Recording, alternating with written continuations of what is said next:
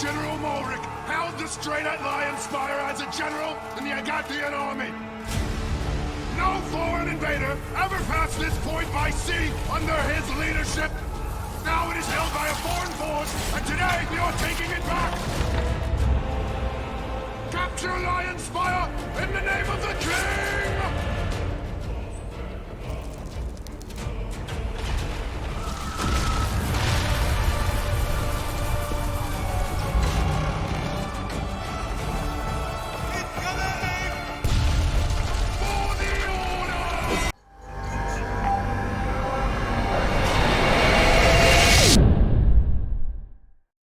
Welcome back, my dear squires, to another episode of Chivalry 2 Map Guides. As you can see, this time it's about the fall of Lionspire, or if you're on the defender side, the not fall, I suppose. So, if you're interested in more Chivalry 2 guides and content, hit that subscribe button, and without further ado, we get clapping once again. Just like on the Siege of Rothelm, the fall of Lionspire starts on a large open field, which is slightly sloped towards the beach where the attackers are invading from. Both teams start out the map facing each other on said beach, right then and there. After the motivational speech, you automatically start running towards the enemy team and into the cluster, if you don't stop yourself from doing so. By now you know, we do try to evade these big blobs of people. At least we avoid being in the middle of them. So just hit S, and if you have one, put down your spike trap, bear trap, barricade or whatever for the enemies to run in and be hindered in their maneuverability. The first real objective of this map is to push one of the battering rams towards the gates of Lionspire. Just like on Rothelm, only one needs to reach the gate to hit the next stage. Again, just like on Rothelm, the ram moves when there are more attackers than defenders around and stops as soon as there are more defenders than attackers present. For the beginning, I suggest avoiding the blob fight and run right towards the ram you're closer to, and instantly start getting some ground on that tasty objective bar. For defending, I actually suggest the same thing. Stop running towards the Zerg and head to one of the rams to get into position quickly and get more seconds off the timer. The defenders have a catapult and a ballista in the field that are only safe in the relative beginning of the game. Especially the catapult gets useless pretty quickly, so don't do it like this guy and just miss the few shots you can get in safely. There are two more ballistae on each side of the gate on the wall. These should be armed at all times during this stage. The field ballista can be made good use of by both sides, and if there already are a lot of people around the rams and you start to get into each other's way, I suggest fighting for that thing. The attackers have another catapult right on the beach. If you're arming this, try not to aim directly for the rams as an attacker as long as the thing is moving. Once it stops, you can shoot at it and hope that there aren't too many casualties on your side. While it's moving, try to aim in front of the thing where the defenders are mostly coming from to get good mileage out of it. Otherwise, just try staying as close to the ram as possible to make it stop or go for as long as you can. Don't zerg in the open too much. Attacker archers can pick off the defending ones sitting in the windows on the wall. They are often easy targets because they think they are safe in there. They are not. As one of the defending archers, just don't stand still in the window to avoid that. I suggest jiggling,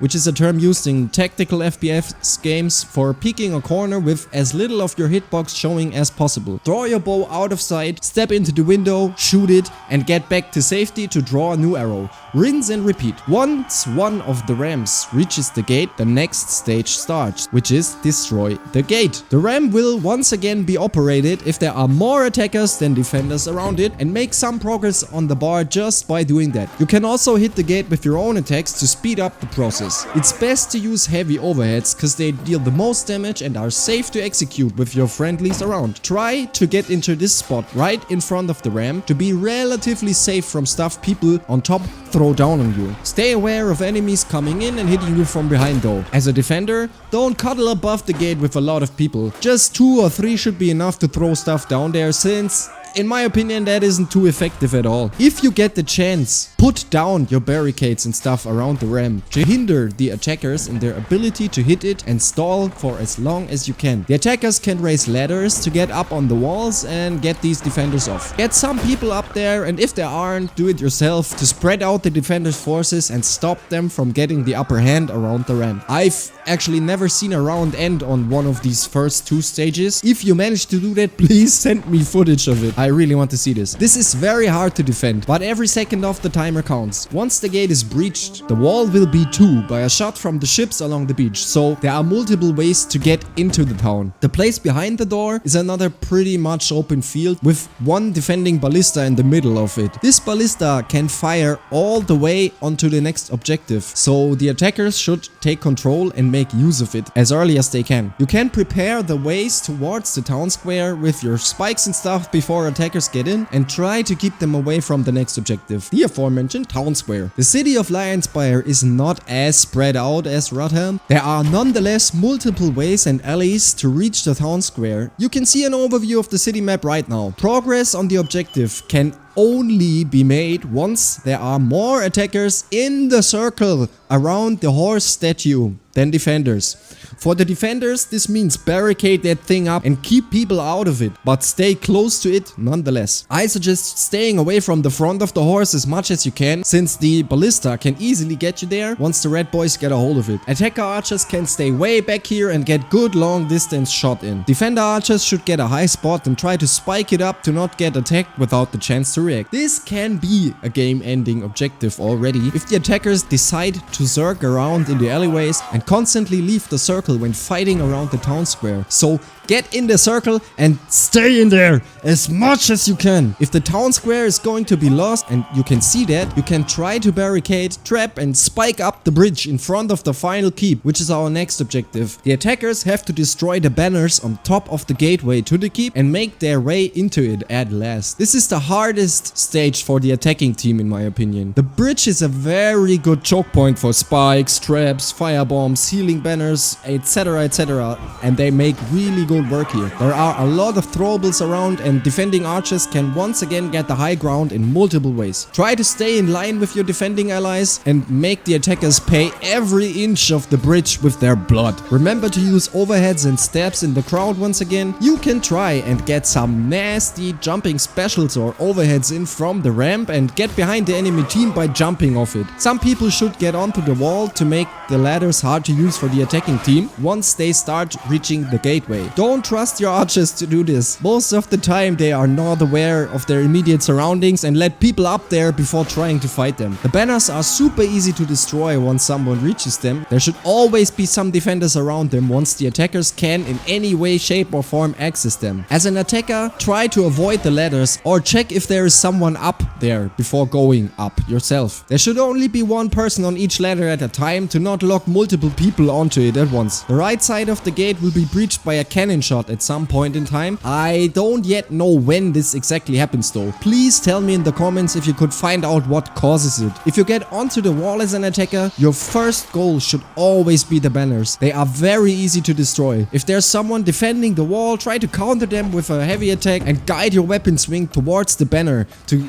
kill 2 birds with 1 stone if possible. On the other side, defenders can try to place traps and barricades around these banners. Try not to hinder your teammates in their maneuverability though. If the attackers manage to destroy your banners, we get to the last stage of the map already. The attackers have to try and destroy the 3 trebuchets guarding the Bay of Lionspire. To do that, they have to reach them, ignite the explosives and wait for them to explode one at a time or multiple at once. As defenders, you have to split up and keep an eye out for all 3 of these. Use your barricades around the things once more. Don't put them directly onto it, since the enemy can ignite the fuse through the barricades. Rather block off ways to them and onto the platforms. Remember to kick down the siege ramps and ladders to cut off reinforcement and stay close to the trebuchets. Don't fight in the open or get baited off. If you see an ignited fuse, I suggest just running for it and try to put it off. Often people are so caught in the carnage they don't even realize and just let you do it. Stay close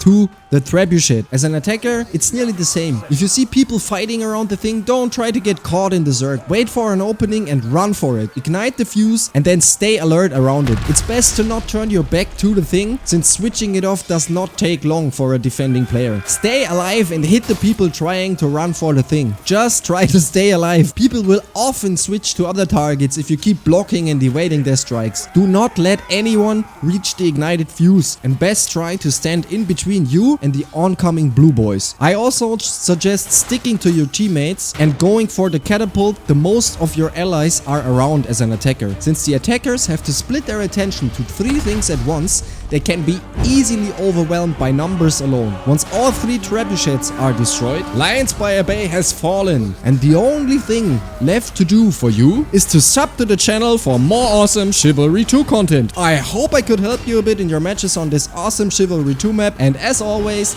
I have been Red Skull. You guys have been awesome. See you in the next video.